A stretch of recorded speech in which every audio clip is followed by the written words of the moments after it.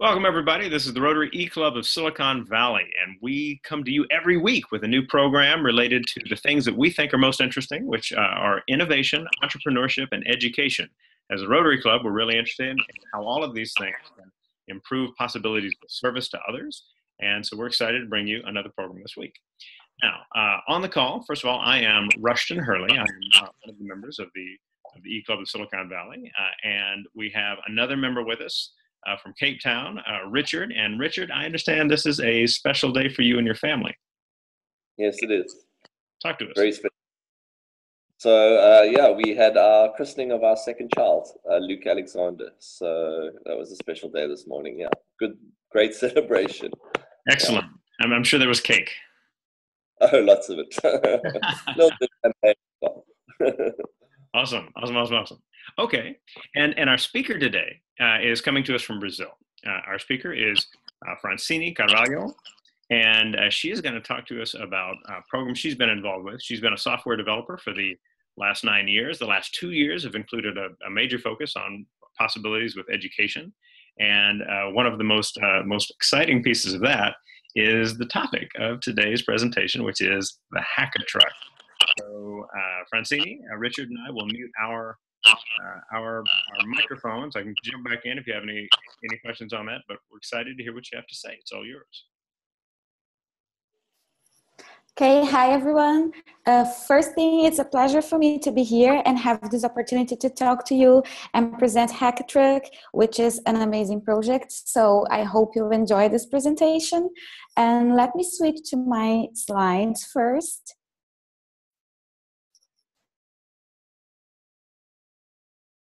And okay, here we are. So my point to be here is to talk to you a little bit about this amazing project and how we were able to take technology and education all across Brazil. So just to start with, this is a picture of the truck that I'm talking about. So Hackatruck is kind of an interesting name because we just made a mix of hackathon with truck, which is the main point of this whole thing. So just for you to have an idea of what I'm talking about. So this is a picture, and this is not something little. This is really huge, and one of the points is really to get people's attention. Just a little bit about me. I am Francini. I'm a software developer at Eldorado Research Institute in Brazil, and I've been an instructor inside this truck for the last almost 2 years now. I'm also an education enthusiast, and this is why I'm involved with all of this stuff that I want to share with you now. And what is the Hackatruck? The Hackatruck is this truck which travels across Brazil, taking all of these amazing things to university students. And we want to do that because we want these people to have the opportunity to be in touch with things that they usually wouldn't have the chance. So most of the times universities can show a lot of new things and different concepts to the students, but not exactly like this picture that I'm showing.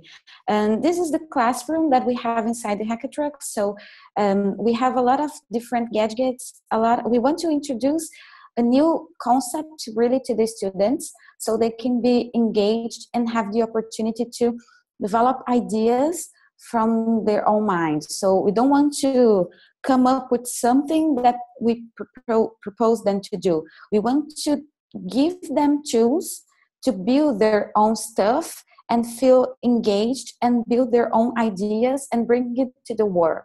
So this is what we want to do here. And this is the space that we have to make all of these ideas born, because we believe that if you have a good environment, motivational people and motivational environment, you can be able to think in the most creative ways and build the most interesting things.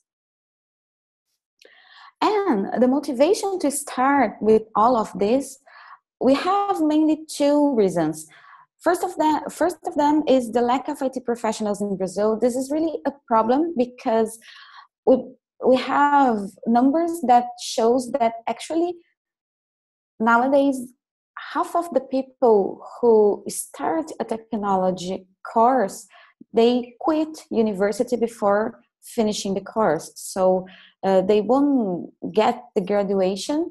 And even though they are working at some company, they won't have the graduation. They won't be able to, develop their careers. They will be kind of stuck because they don't have the certification and stuff. So this is one of the problems. And at 2011, this number was up to 82%. So it was even worse. Okay, so this is a serious problem that we have in Brazil nowadays, because a lot of people that start technology course, they won't be able to finish. And also, we know that a lot of people that started a technology course or engineering course and, this kind of career, they won't be able to follow some disciplines like math or physics because they won't have enough knowledge to follow the university disciplines. This means that they will be feeling lost at, let's say, like by the middle of the course, they will be feeling really lost, and then they just quit. They go to another area, another course, or they just get a job and won't get back to the university anymore. And this is a problem because when companies need to find someone who have a graduation, who is a specialist, they won't get this kind of qualified people. So these are our main motivations. And what we have inside the truck to be able to make everything happen, we have 70 square meters of internal space, which you can see by the pictures that I just showed you. We have a lot of different tools like 3D printer, augmented reality glasses, interactive whiteboards, polarize the windows so you can show some cool images and project them outside the truck. We have these tools are just for the students to be in touch with, so they can know it exists and how you interact with this kind of tools. But we also have a lot of modern gadgets for development, and they will be available to the students to develop their own ideas using these tools like iBeacons, smart lamps, drones, and a lot of other cool things that we will try to motivate them to learn how to use. So the first step here is to have the motivation to study by themselves and go for it and try to use this kind of thing that they never saw before in their lives most of the times. And after that, they will try to develop something by having interaction with this kind of thing. So, for example, the iBeacons, the students have developed a lot of cool things with iBeacons, especially for blind people or people with differentiated visual needs. And they use the iBeacon to try to develop something to help this kind of people. So it's really cool for us that we know that they are concerned about it and they are aware of people needing this kind of help, and it's very interesting to have this kind of thing going on.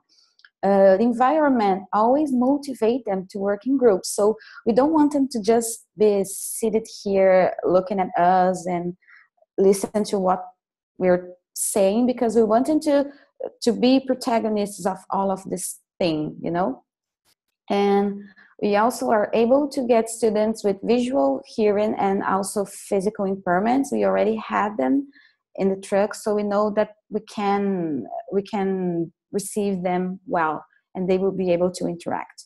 Just a few more pictures of the truck inside, so you can see what I'm talking about, really. These pictures were taken during the class. And these are some pictures from the gadgets that I just mentioned. So it's not so cool to see than it is to handle it. But we have the smart lamps, the iBeacons, the Arduino boards. We have some of them inside the truck for those who are interested in electronics. And this dinosaur is actually a Cognitoy, which is connected to Watson. So you can You can really talk to this dinosaur and he will be able to answer your questions and talk to you. And he's kind of smart. It's interesting. Or 3D printer and everything. This is a map from the places that we already were able to cover at the moment. So from the 26 states of Brazil, we already have been to 20 of them. So far we have 26 different cities and universities, because we usually don't go back to the university that when we already have been there before.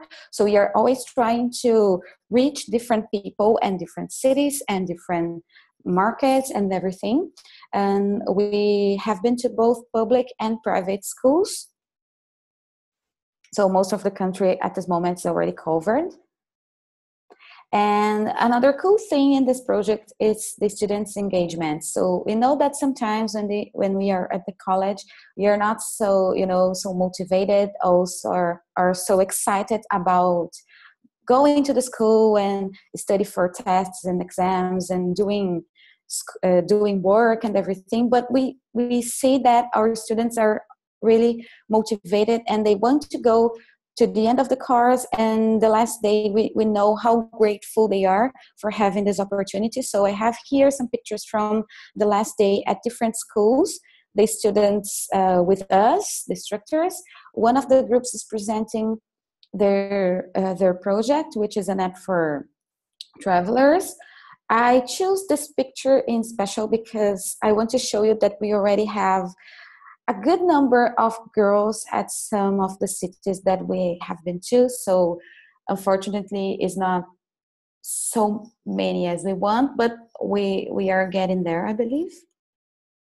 So far, we had like 1,350 students trained all over Brazil, and more than 320 apps prototypes developed. So it's a lot. It's really a lot of different ideas, a lot of different dreams that we want to help these people to turn into reality.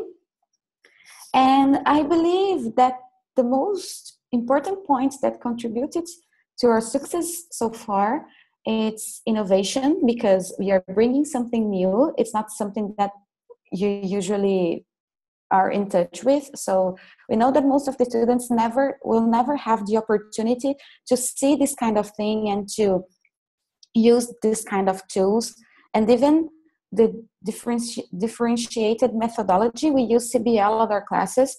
So it's not the traditional methodology that they are in touch at school, at universities, most of the times, at least in Brazil. We don't have this happening at our school. So CBL, it's really one of the most important tools to make students so engaged and bringing opportunities that they usually don't find at the university, because universities, most of the times they already have their methods to teach the disciplines. So what we want to show them is there are different ways.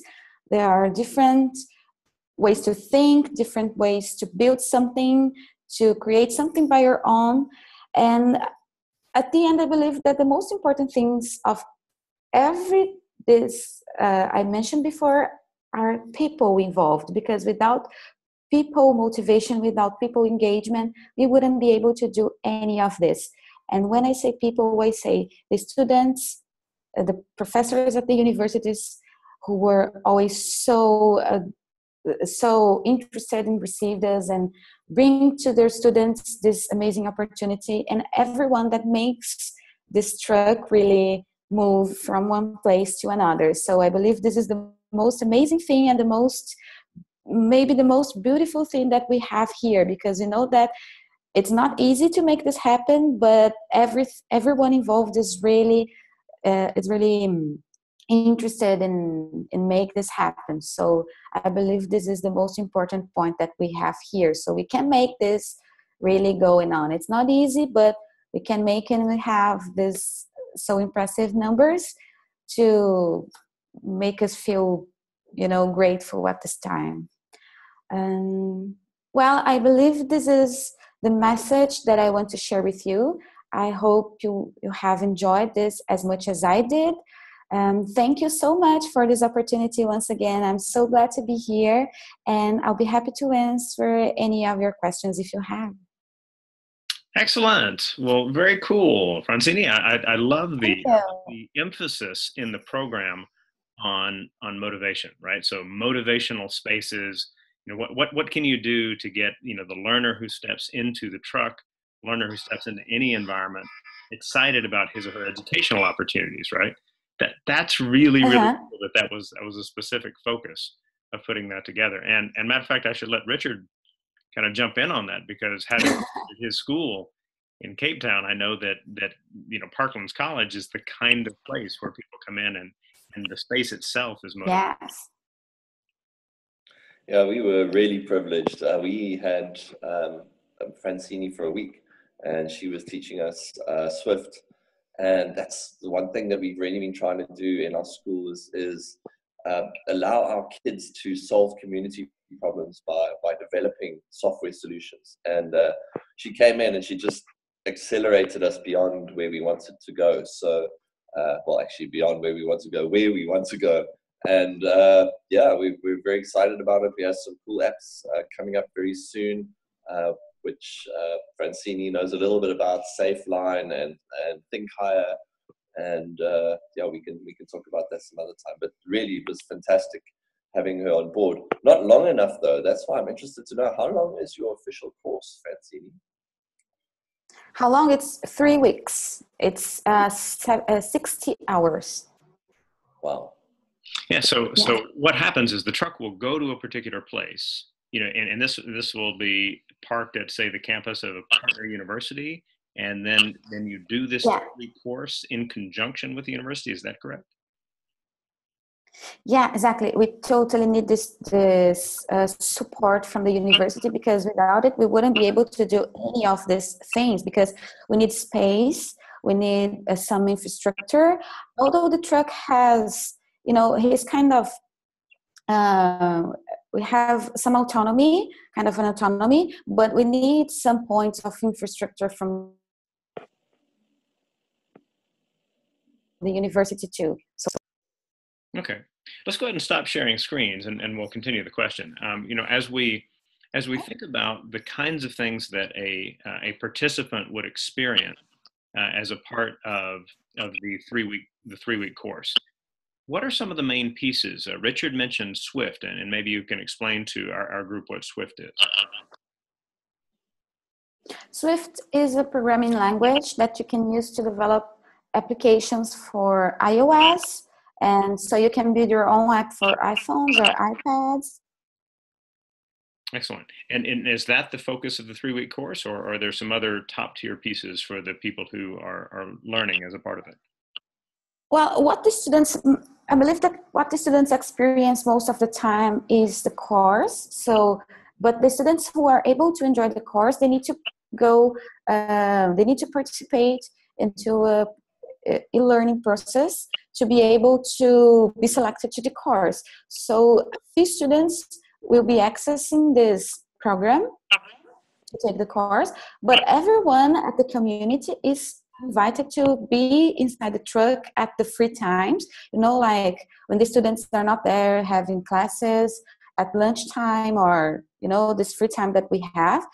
Everyone at the community, at the university, is invited to be inside the truck and be in touch with it and see what is it, because we know that people will feel curious about it, because it's huge, it's there.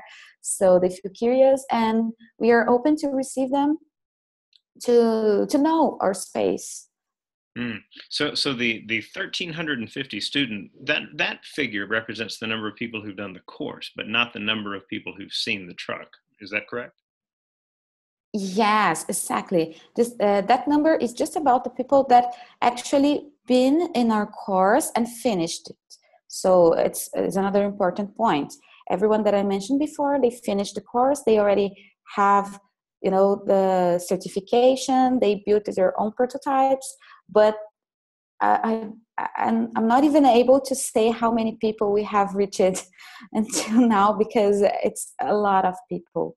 Yeah, I'm imagining that lots and lots and lots of students, both at the universities and hopefully even younger students as well, have stepped in, looked around, Mm-hmm. and thought, "Wow, if I really apply myself, these are the kinds of opportunities that may be out there for me." Is that right? Exactly, exactly. And we already have, at some of the cities that we have been to, you already received schools, kids schools for little kids like 7, 8 years, visiting the truck, which is really interesting because they are really young, and this environment, it's they feel curious about everything. It's very colorful. It's a lot of tools. They see like toys actually, but they feel curious about it and they want to know what is it about. And maybe we can try to motivate these people since they are really young to go to technology careers and make them feel that they can make some difference in the world and stuff like that. That's perfect. Awesome, awesome, awesome. So, want to make sure that I'm not dominating the conversation. Richard, you might have other comments or questions. Yes, I do. Francini, I was just wondering, you said that you don't really go back to the universities that you've been to already. There must be some kind of follow-up plan to go back with kind of next level, or, I mean, obviously what you're doing is incredible, and there's so many people you're reaching, and it's, it's that first contact. So I have kind of two questions. So what is the next step Mhm. once you made that first contact and moved on with that place that you've just left? And actually, that is the question, yes. And well, we usually don't have plans to go back because we want to give the same opportunities for a lot of different people. So if we go back to, repeated universities, we wouldn't be achieving our goal, and we would be kind of, having the same chance for the same people again. So the main goal is to cover a lot of different places so we can show this opportunity to, most different profiles, most different people. And also, I think I didn't mention, but it's important to say that this course is not available only for technology students. It's available for everyone that wants to enjoy. So we already have students from different courses, and we already have people that studied cinema and music, things that have anything related to technology sometimes, and they were there and they enjoyed. So our point in not getting back is to really show to the most people as we can, that they can feel it. And from the universities that we already have, that we already left, we have kind of, let's say, it's not exactly a community, but we have this portal of Hackatruck where everyone have access and they can use the space to share, to share ideas and ask for help from us if they need, and actually even exchange experiences with other students. So we have this space. It's an online space where they can try to talk to each other and be in touch with other people involved with this project and everything. Very cool. Yeah. Now, when you think about the people who have been through the programs and staying in touch and sharing ideas and maybe working together on possibilities, do I remember correctly from our earlier conversations that there's a Facebook group that's actually quite active, and I'm curious maybe what's Yeah. happening there.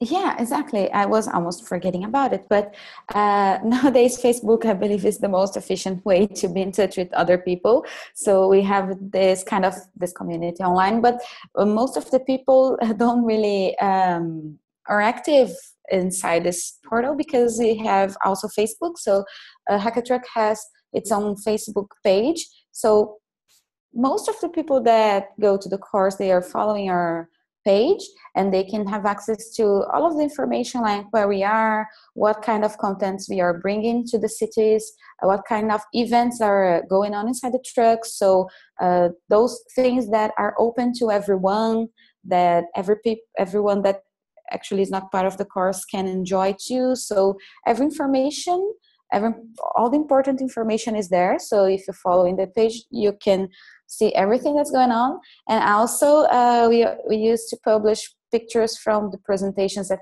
the last day, so you can see what students are doing, and students have the opportunity to, see what everybody's doing, where we are, and maybe see people that already have been there too. So I believe this is one important way to know what's going on and be in touch with other people. Very cool. Now, in thinking about developing projects going forward, I'm sure that there's a money need, right? I was thinking about, your motivational spaces, thinking about, okay, we're trying to get students to see possibilities as well. But I'm wondering if it's been part of the discussion to take the truck to corporations so that their employees can come together and have these kind of creativity, kind of sessions, for a few hours or something, and they would pay for that, and maybe that helps fund some educational possibilities. Is there anything like that going on? Well, I can say for sure at this moment, but the truck itself, I believe it's not be taken to companies, because the main goal of the truck, it's kind of different. We want to really go to the students, but maybe all of this experience can motivate something in the future, thinking of companies and employees. So I wouldn't say it's not happening. I wouldn't say it's not a possibility, yes. But for the truck itself, at the moment, we want to reach the students. Absolutely, yeah. As long as you've got funding to keep running that mission, I mean that's clearly priority one.